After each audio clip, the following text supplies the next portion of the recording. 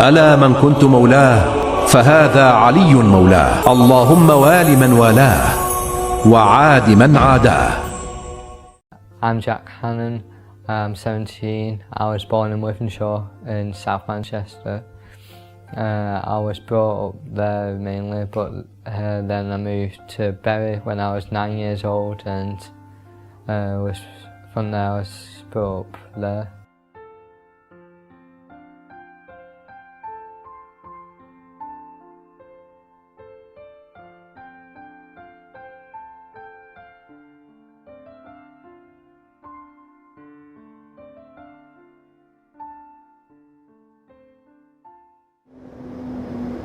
It was quite a poor area, like most of Wythenshawe, and the people there were okay, but it's an area you got to watch out for, because there was gun crimes, knife crimes a lot there each year.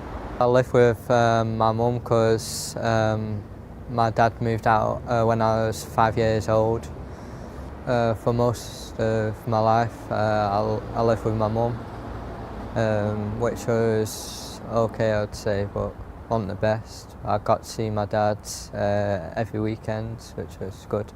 I only ever met my brother Kieran, as my brother Simon I've never met, and my dad hasn't seen since he was 3 years old.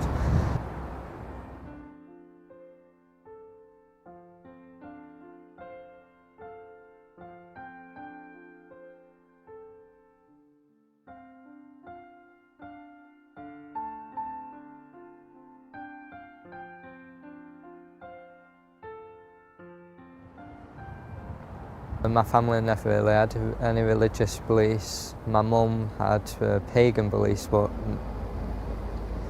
nothing much really. My mum wasn't open-minded at all. She used to get on with Muslims in the community, but used to slag Muslims off, making inappropriate comments about their dress and their beliefs. I attended St Wilfrid's primary school.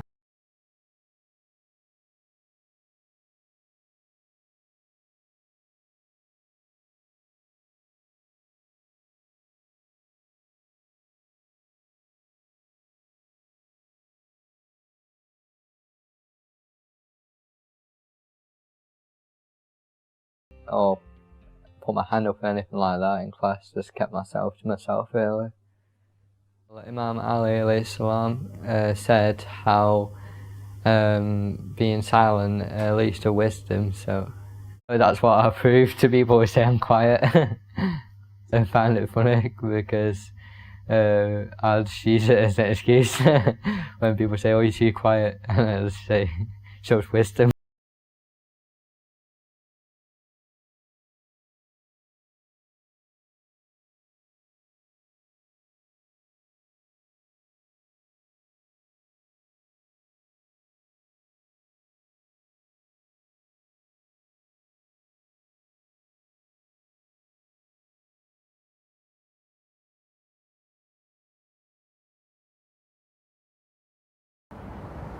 My primary school used to take us to church, but I never understood what it was about. Well, it was in high school that I learnt about Islam in my GCSE RE course. I got interested in it from there, and especially about the beliefs, how there's only one God, how there's no one equal to him. And from there, after I finished the course, I started learning more and studying more about Islam. I had an opened mind about Islam and Muslims in general, because I didn't really believe in what the media says and the stereotypes which are portray of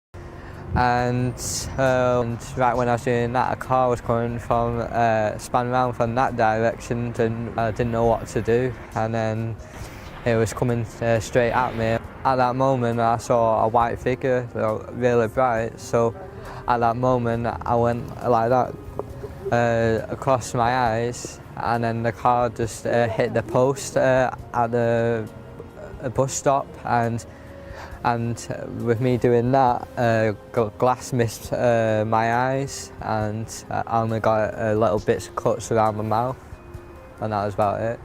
Looking back, it could be an angel, could be anything, but it's due to Allah.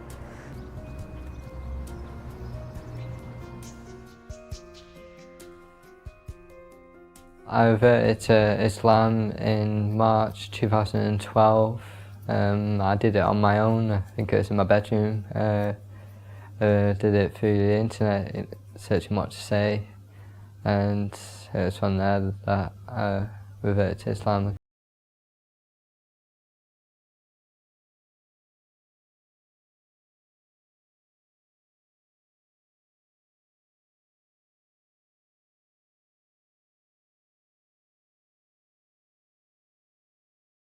By the will of God, that I was inspired by my lessons to seek further about Islam, and eventually revert to Islam. In 2011, in the summer, I finished religious education at my GCSE, and it was after that I started studying more about it, and reading things on the internet, and then eventually I started reading the Quran.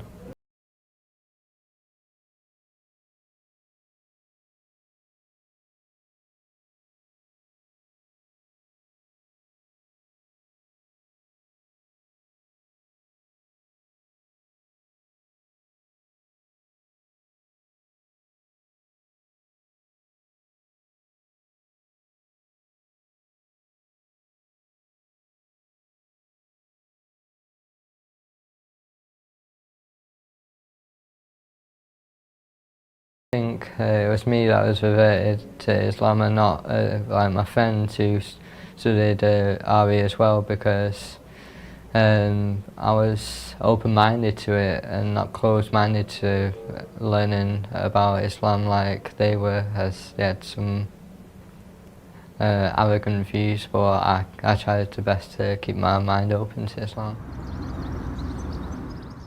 I reverted because I saw Islam as the truth, as the true path. There's no contradictions within Islam, such as other religions. The Quran has never been changed, and it's the word of God instead of people narrating it, and companions like Christianity.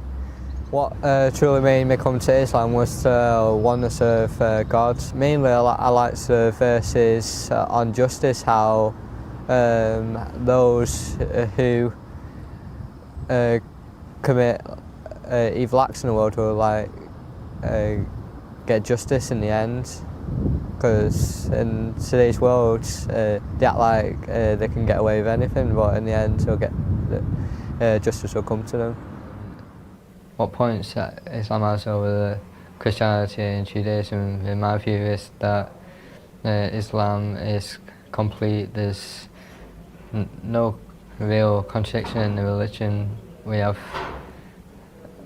a set of rules which directly come from Allah and not man-made, which have been changed by humans. Islam has more advantages than the other religions, such as Hinduism, because we have one central figure, which is Allah.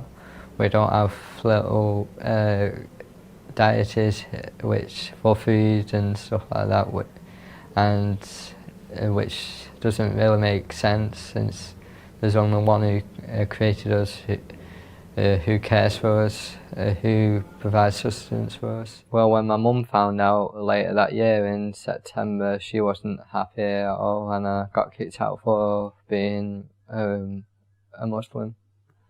But I only got back in contact with my dad after so many years in July of that year. So, but he was all right with it when he found out. It's how my mum is, really. It's how she's always been to me, really. But I ask Allah, my duas, to help guide her, and inshallah she will be. But I don't see much chance of it happening, really.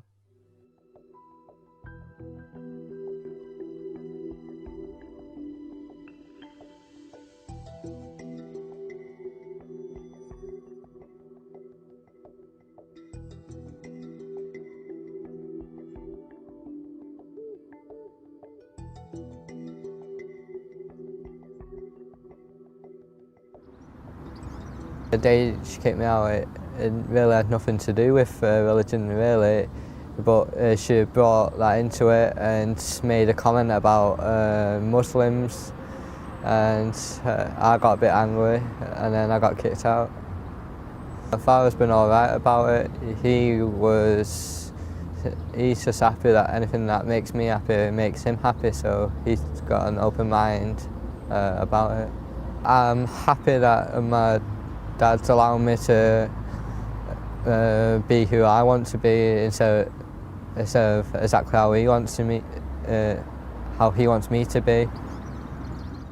Islam says that we should treat our parents kindly and how we should care for our parents. And the Quran says that we shouldn't cut ties with our family at all, and that we should be kind to them and show them love.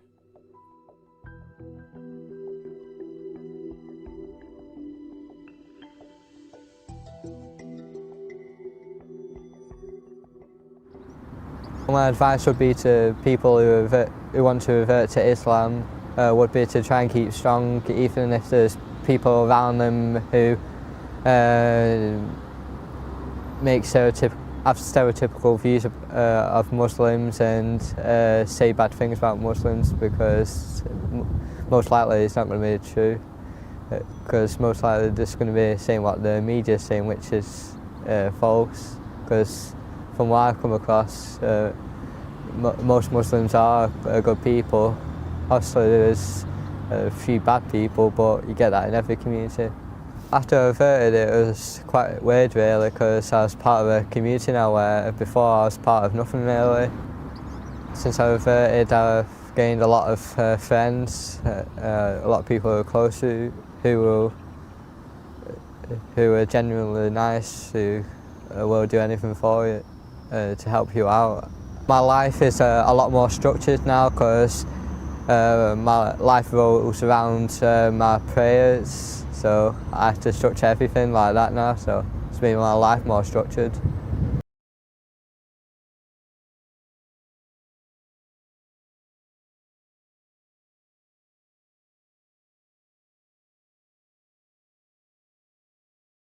The reason why we do all these things, such as don't drink alcohol, why we fast, why we get up early to pray. Sometimes it can be early hours in the morning, but this life was created for us by Allah, so we should praise Him for that. And no matter, even if we have to cut out things which are going to please us. I was inspired by Imam Ali alayhi salam, and a lot by Imam Hussein alayhi salam. It was mainly how they had to fight against the oppression which went on, especially with Imam Hussein, who fought against Yazid, who tried to change Islam, tried to corrupt it, but Imam Hussein rose against that. I'm inspired by Ayatollah Ibrahim Amini, because he does a lot of books on the Al-Bayt and Imam Mahdi, so there have quite a lot of interest. But with lectures, I'm interested in Sheikh Osama Al-Attar, I went to one of his lectures during Muharram on the 19th of November, which was on my birthday, so it was quite good. In early February 2013, I got this tattoo which says 313, which is the number of generals in Imam Mahdi's army. I didn't get this to say I'm going to be in that army, but to show respect to that and the whole situation which will happen and how they'll bring justice.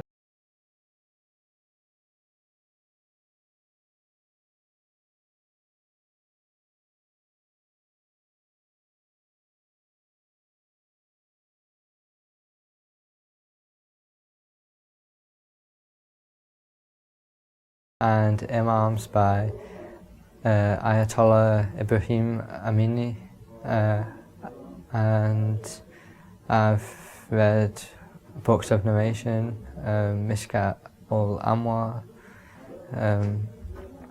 which has the narrations of the Albert, and I'm currently reading a book on evidence for Imam Mahdi and how he's in a quotation.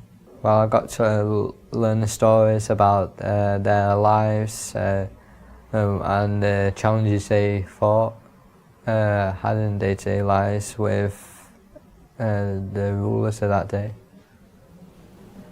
Got all these books from my mosque.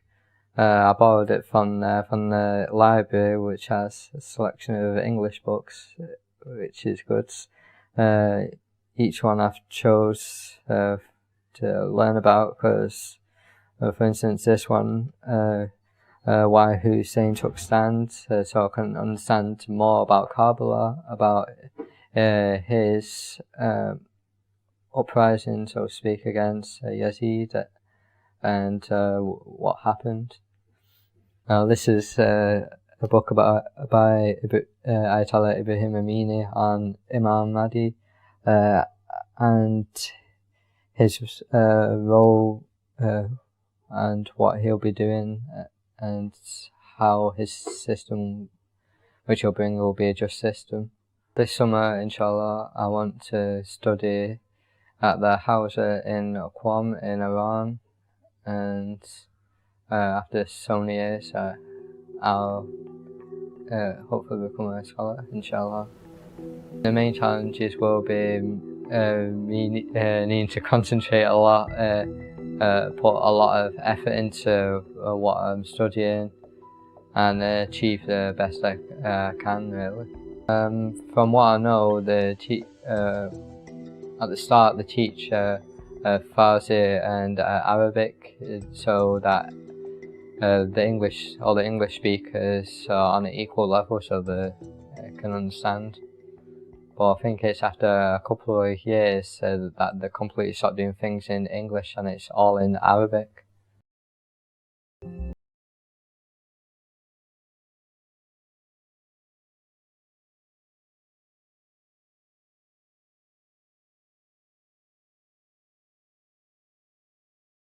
I've always wanted really to be someone who has knowledge and who can teach others knowledge, and since I've come to Islam, I've wanted to be a scholar, and I want to go to Qom and first learn to be just a basic scholar, but eventually become an Ayatollah, inshallah.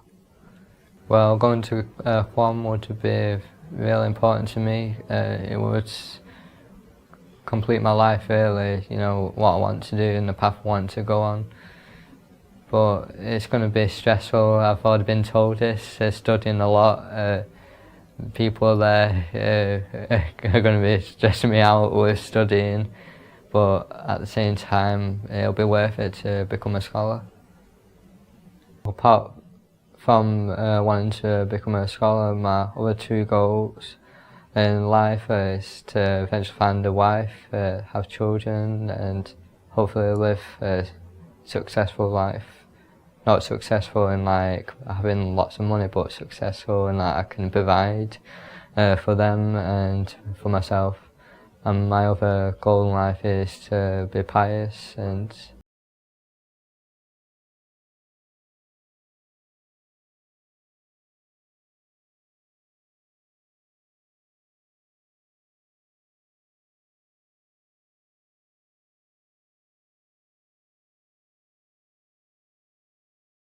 I also want to travel to Najaf and Kabbalah and inshallah to Mecca and Medina, which are central places to all Muslims.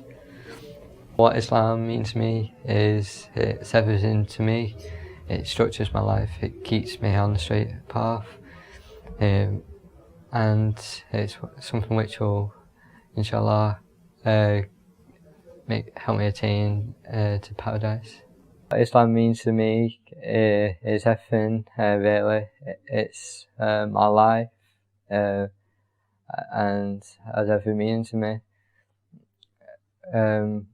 It structures my life, and it makes me feel like I've got a purpose in my life. Because for people who have no faith, if they really examine their life, they have no purpose really. If there's nothing there, they've got no meaning to why they're here.